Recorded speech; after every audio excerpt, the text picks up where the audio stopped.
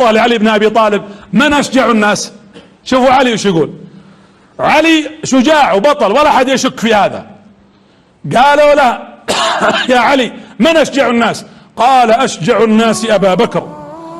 قال واحد: والله كنا نظنه انه انت، ظننا ان الشجاعة في ضرب السيوف، حنا نشوفك تضرب السيوف. انا الذي سمتني امي حيدرة كليث غابات كريه المنظرة. قال: والله كنا نظنها بضرب السيوف. قال: والله ما رأيت اشجع من ابي بكر الصديق. قالوا: شلون؟ قال: والله اني رأيت النبي مرة اول بداية الاسلام، وكان هو صغير علي، عمره سنة، عمره 11 سنة، يعني له سنة في الاسلام. قال: ورأيت الناس ملتفين حول النبي كفار قريش، صلى الله على محمد، والله انه تعب من اجلنا وتأذى عليه الصلاة والسلام حتى يوصل لنا هذا الاسلام. اللهم صل على رسول الله.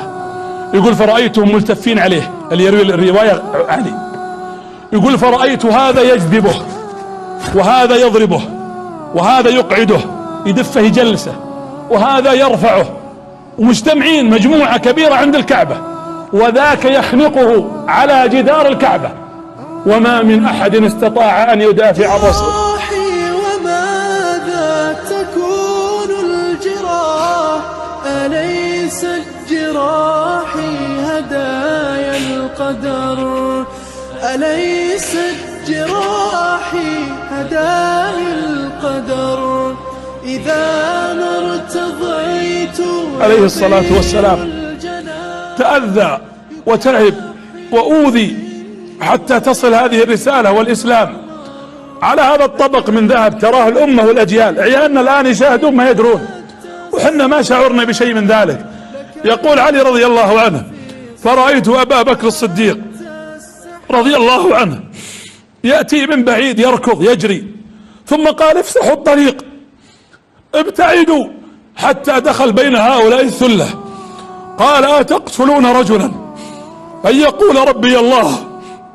يقول: فالتفت عليه عقبة بن أبي معيط فضربه ضربا مبرحا، ضرب أبو بكر.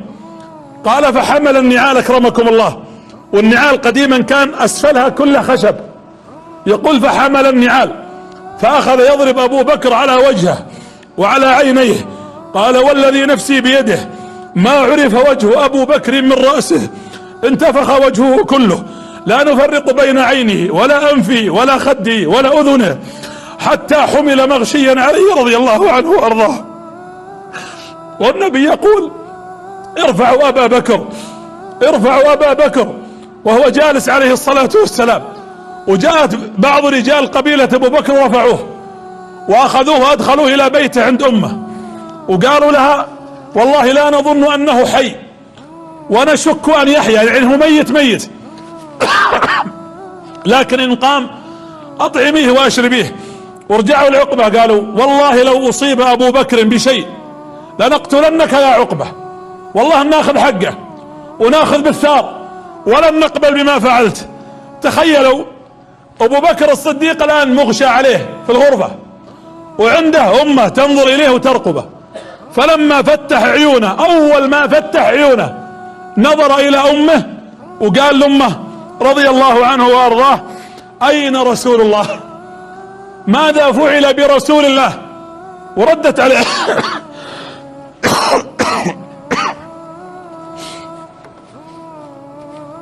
فردت عليه أمه لما رأت هذا المشهد وقالت له: اترك عنك محمد، فهذا الذي جر لك محمد. يعني ايش تبغى بمحمد تسأل عنه؟ قال: والله ما أطعم، يعني والله ما أكل لقمة ولا أشرب شربة حتى أطمئن على رسول الله صلى الله عليه وعلى آله وأصحابه وسلم. تقول له: كل وبروح أسألك. قال: والله ما آكل ولا أشرب لين يجيني خبر محمد وش أخباره وش وضعه. قال لأمه: اذهبي إلى أم جميل بنت الخطاب، فاطمة أخت عمر بن الخطاب، كانت مسلمة مخفية إسلامها. قال: روحي لها واسأليها عن رسوله وتعالي طمنيني. وراحت أم أبو بكر ودخلت على فاطمة، فلما دخلت عليها قالت: إن أبا بكر يسألك عن محمد. قالت: وما أدري ما محمد وما أدري ما ولدك، يعني ما لي علاقة لا في محمد ولا في ولدك. خايفة لأنها كانت تخفي إسلامها. قالت: لكن خذيني معك أطمئن على أبو بكر.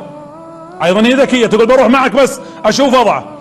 يوم دخلت فاطمة بنت الخطاب على ابو بكر وهو مسجى طايح، قال لها يا فاطمة بالله عليك كيف رسول الله، وشلون الرسول عليه الصلاة والسلام؟ والتفتت هي يعني تقول ترى امك موجودة، امك مين مسلمة، وكيف تسألني هالسؤال وافضح نفسي انا داخلة في الاسلام؟ قال لا عليك لا عليك انما هي امي، ما عليك قولي لي الخبر. قالت ابشرك انه بخير. قال سألتكم بالله ان ترفعوني اليه.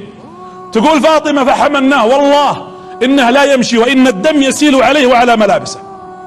فرفعته امه فاطمة ورجولها تخط في الارض رضي الله عنه وارضاه، وذهب الى النبي صلى الله عليه وسلم.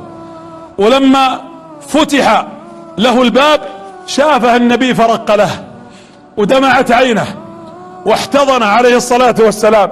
يا حظك يا ابو بكر بهذا الحضن الجميل والعظيم، ويستحق والله ابو بكر هذا الحضن، يستحق حضن محمد بحق.